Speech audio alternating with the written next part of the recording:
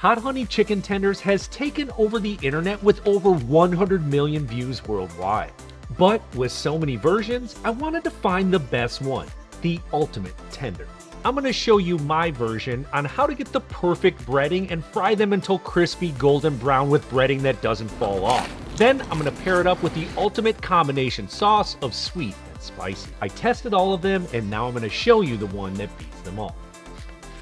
I've got 2 pounds of fresh chicken tenders for this recipe, and if you want to improvise, feel free to thinly slice some chicken breasts about a 1/2 inch thick. It'll work. Okay, for those tenders, they will have a tendon running through them. Now you do not have to remove these at all. In fact, I'm not going to, but in case it bothers you, here's how you remove them. Using a fork on one hand, place the tendon between the fork tines, then using a paper towel in your other hand, get a nice grip and simply pull up on the tendon to remove it. Super easy to do, but potentially tedious. Let's make these immediately better by marinating them. Add them to a bowl along with 1.5 cups of buttermilk. The lactic acid in that buttermilk will help break down and tenderize the chicken. Next up, pour in a 1/4 cup of white vinegar, a few dashes of hot sauce, which is about 1 tablespoon. Then I'm going to finely grate in 5 cloves of garlic into the bowl. Finally, I'm going to season it well with 2 teaspoons of coarse salt and 1/2 teaspoon of black pepper. Now use your hands and get in there and thoroughly mix everything to get those flavors marinated. Then cover with plastic before marinating. And like I said before, the brine is going to tenderize the chicken, but also the longer you can let it marinate, the better. At least 2 hours, all the way up to 24. For me, I'm going in the fridge overnight or about 16 to 18 hours. If you have the time, do it. They'll be that much better. However long you decide to marinate them for, whenever you're ready to cook them, you'll want to start to get a few things in line like the frying oil. I've got a 5-quart enamel pot, which I'm going to fill halfway with oil. Now, any neutral flavored oil works fine. Let's start heating it up, so boost it up to medium, low, medium-ish, and in the meantime, we're getting super close to making probably the crunchiest, most delicious chicken tenders around. But first, the breading. I like to use cake tins for this, but any shallow wide bowl is great. In the first bowl, I'm adding in 1 cup of all-purpose flour, then 1 cup of cornstarch. This is what will help create a crispier, lighter, less oily coating. Then for a little secret to make the breading puff up even more, 1 tablespoon of baking powder. Now let's not forget about those seasonings. 2 teaspoons of garlic granules, 2 teaspoons of onion granules, 2 teaspoons of sweet or smoked paprika, a 1/2 teaspoon of ground black pepper, and 1.5 teaspoons of coarse salt. Using a whisk or a fork, mix everything together until it's combined. Now for the wash, I'm going to crack 4 large eggs into that other pan. Then to use up the remaining 1/2 cup of buttermilk you bought, add that in there along with a gentle season of coarse salt and pepper. Maybe like a 1/4 to a 1/2 teaspoon each. Just like the breading, whisk the eggs until smooth, like making scrambled eggs. The egg wash should be not too thin and not too thick, maybe just a hair thinner than a crepe batter. Okay, it's almost cooking time, but first, you're going to want to ensure you have a sheet pan with a rack over top to set the breaded tenders on while you bread them up. Then let's grab those tenders and bring them out of the fridge, take off the plastic wrap, and it's go time. Here's the process. Take the tenders from the buttermilk brine to the seasoned flour, then to the egg wash, then back to the flour, then finally to the rack and repeat. Then let's get it. You can do these a few at a time, but let's just do one to make sure you're good. Take the tender from the brine, drain off any excess, then right into that seasoned flour. Press down on the tender from all sides to make sure it's coated. Now lift it up, shake off any excess, then go right over to that egg wash. Coat it on all sides, completely covering the flour in the whisked eggs. Now drain off any excess like before and back to dredging in the flour, pressing down to completely cover it. And the double dredge is where it's at. This makes sure you get those crispy ridges so that the sauce doesn't make the breading soggy.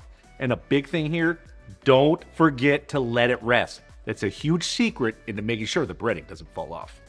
Do not skip these crucial steps. Every single one is so important to making the crunchiest, most delicious tenders you will ever eat.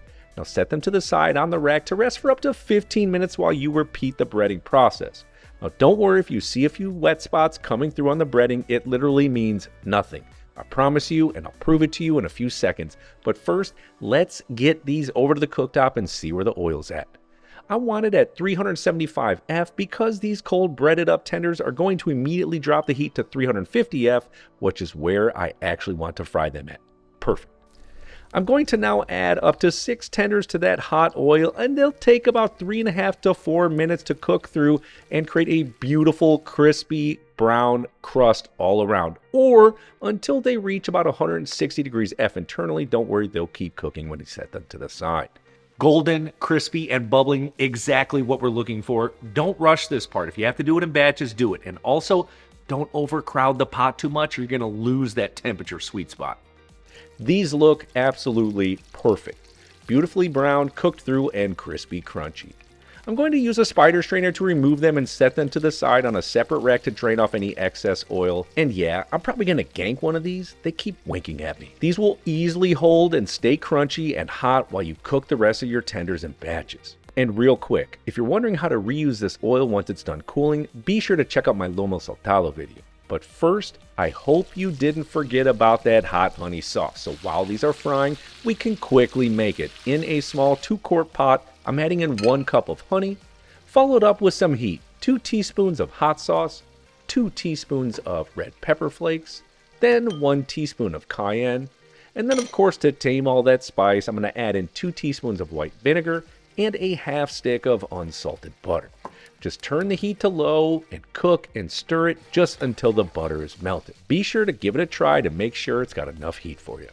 This is so good, I can't wait for you to try it.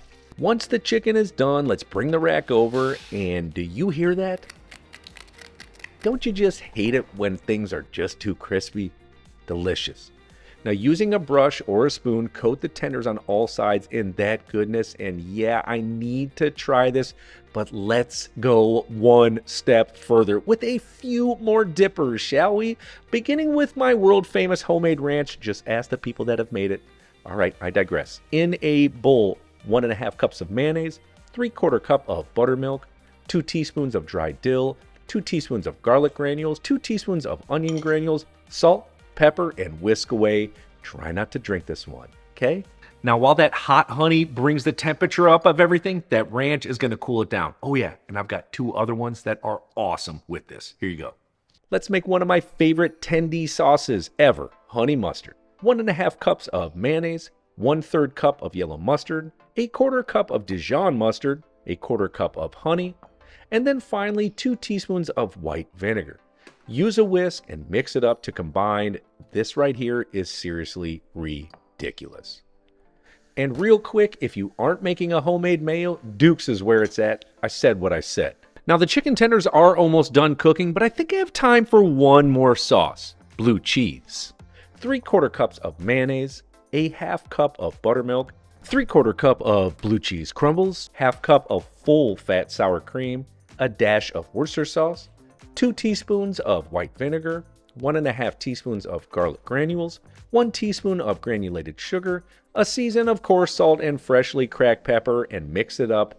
All these are optional, but even just one of these is well worth it. I mean, come on. How could you not with the slow-mo? Food just looks better at 120 frames. Just like everything, it's not just a recipe. It's about taking something that's really simple and turning it into something that is truly unforgettable.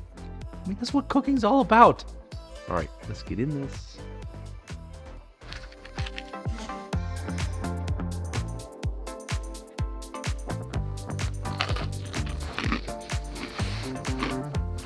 That was ridiculous. Listen to that crunch. Dude, I mean,